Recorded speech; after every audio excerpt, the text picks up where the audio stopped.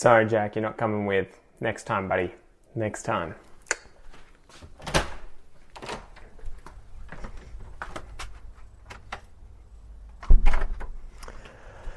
What is going on?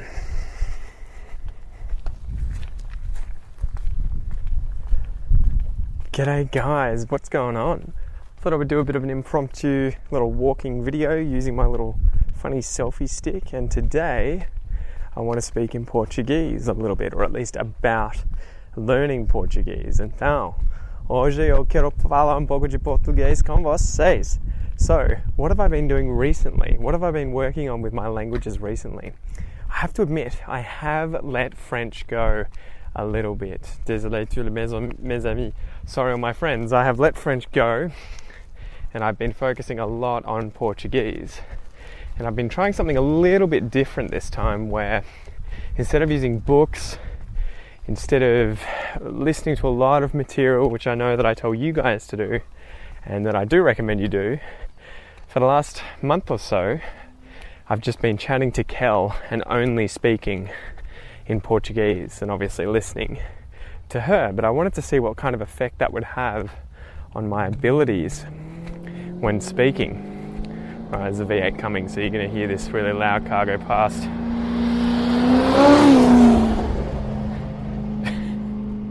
Whew. Bit of a hoon. So I'm going to cross over the road here, keep chatting to you, but I'm going to cross over and go up this median strip.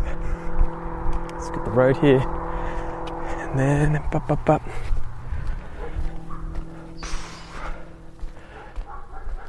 All right. So what have I been doing chatting to Kel, and what's my sort of goal been? And what are the results been so far? Interestingly, the fluency has really picked up. I can understand maybe 80% of what she says, 85%. I have to ask quite a bit about what words are, so I've gotten really good at one phrase, which is "O que você quer dizer?", which is like, what do you mean? Or "Você pode repetir mais devagar?", can you please repeat slowly? And another phrase that I've noticed that I've become instinctual, I can say this really fast now without thinking, is "Como eu posso dizer?", which means, how do I say, and then I say the word in English. So it's been really interesting because I've learnt a lot of these phrases now come really quickly. And although I've noticed with this that I haven't really expanded my vocabulary a great deal, I do learn the odd word here and there every time I'm like, Kel, como eu posso dizer isso em português de novo? How can I say this in Portuguese again? And I do find myself saying, or asking all the time, how do I say this again? How do I say this again? How do I say this again? But the thing that has really paid off is all the simple verbs, all the common verbs, all the really common words come really fast now. So now I can say things like, hoje o que você quer fazer hoje? Hoje, o que você quer fazer hoje? What do you want to do today? What do you want to do today? Or what are some other ones, like, eu acho que, I think that. Eu não acho que, I don't think that. Like, I learn all these phrases and they just come really quickly now when I'm speaking without me having to think. So I guess the point that I'm trying to get across here is I found that just speaking has been really, really helpful with solidifying the base of my Portuguese.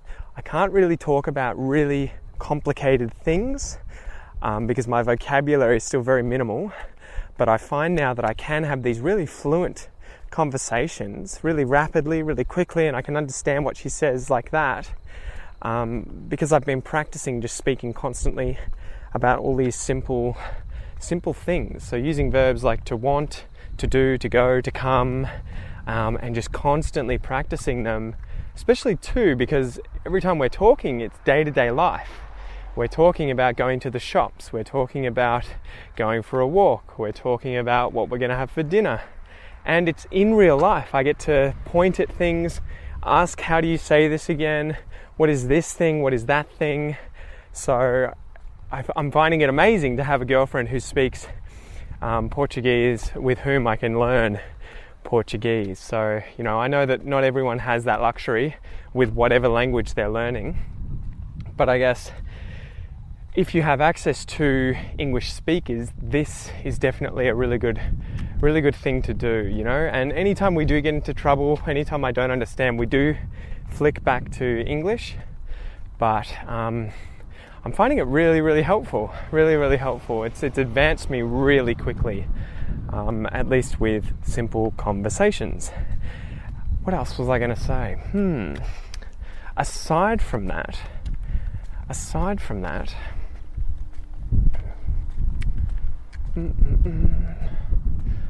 there was another point that I was going to make, but it's totally slipped from my mind. Okay. Now I remember. The other thing that I really want to get across to you guys and talk to you guys about is making jokes and not taking yourself seriously. So I keep making up words, I keep playing around with words, I keep making jokes, I keep laughing at myself when I say stupid things, when I make mistakes, and Kel laughs as well, and it makes the learning process so much more fun and so much more memorable. So now anytime that I guess I make a joke about something, or I say something incorrect, or something that means something totally different and maybe inappropriate in Portuguese, like I think I used the word rapariga, which in Portuguese from Portugal means girl, but apparently in Brazilian Portuguese it means like slut. So it's a nasty word for a girl, but I didn't know this, and she just started laughing and was like, don't call me that. But that's something now, as a result of having made that mistake, I will never forget. And another one that I've said to you guys a few times in other places is like excitado, which means, in English at least, I thought excited, excitado, excited, but in Portuguese it means horny, like sexually excited.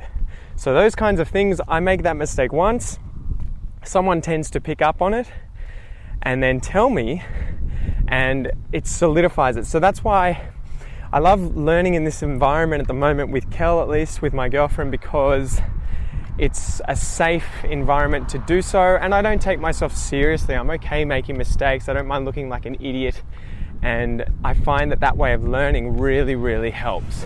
It really solidifies it in my mind, because I can keep looking back on these jokes that I've made with the person I'm speaking. So I guess the point here is that when you're practicing your languages, especially with friends, people you know that you have a good relationship with, don't be afraid of making mistakes. Don't be afraid of looking like an idiot. Don't be afraid of laughing. And I guess too, just always be laughing, always be smiling, especially in Australia.